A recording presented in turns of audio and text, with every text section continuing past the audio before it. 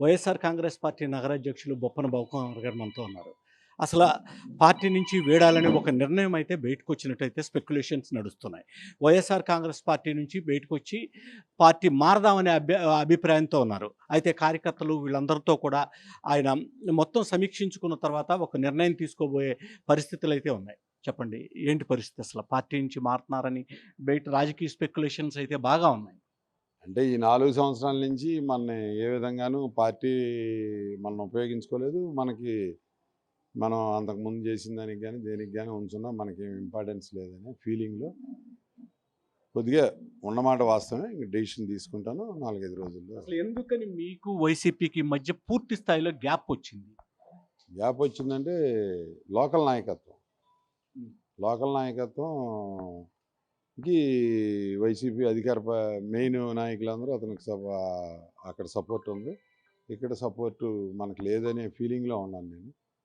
మనకు సపోర్ట్ లేదనే ఫీలింగ్‌లో ఉండి నేను మారదామని ఆలోచిస్తున్నాను. మీరు 2019లో కూడా పోటీ చేశారు. దాదాపు స్వల్ప మెజార్టీతోనే ఓడిపోవడం జరిగింది. అటువంటి వ్యక్తిని అదేవిధంగా నగరాధ్యక్షుడిగా కూడా కొనసాగుతున్నటువంటి మీరు, ఈ పరిస్థితుల్లో పార్టీ నుంచి పెట్టడం మీకేమి ఇబ్బందిగా అనిపించట్లేదా?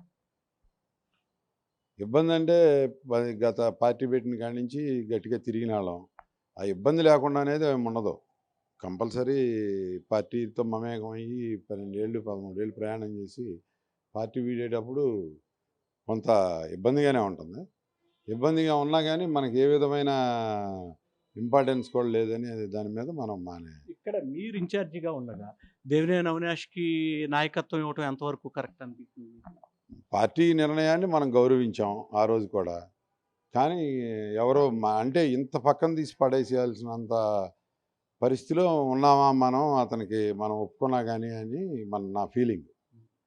అందుకని నేను ఆలోచన చేస్తాను. ఎప్పుడు తెలుగుదేశం పార్టీలో చేరబోతున్నారు? అంటే ఇంక నేనైతే ఏం మాట్లాడలేదు. చూసి సారథి గారు, అట్లాగే వంగవీటి రాధా గారు, కేశినేని చిన్ని గారు, బుద్దాయంకన్న గారు వీళ్ళందరితో కూడా ఒకసారి మాట్లాడి దాన్ని డెసిషన్ తీసుకుందామని నేను అనుకుంటున్నాను. మీ క్యాడర్‌తో మాట్లాడితే క్యాడర్ నుంచి ఎలాంటి అభిప్రాయం వచ్చింది? వాళ్ళు నాకేమి వ్యతిరేకంగా ఏమి లేరు. మా క్యాడర్ వరకు మాకున్నారు. అట్లాగే మా లోకల్ ఎమ్మెల్యే గద్దె రామ్మోహన్ గారు గాని, అందరిని కూడా మా తెలుగుదేశం పార్టీలో ఇప్పుడున్న బోండావమ్మ గారు గాని, ఎవరైనా గాని అందరిని కూడా ఒకసారి సంప్రదించి వెళ్దామని నా అభిప్రాయం.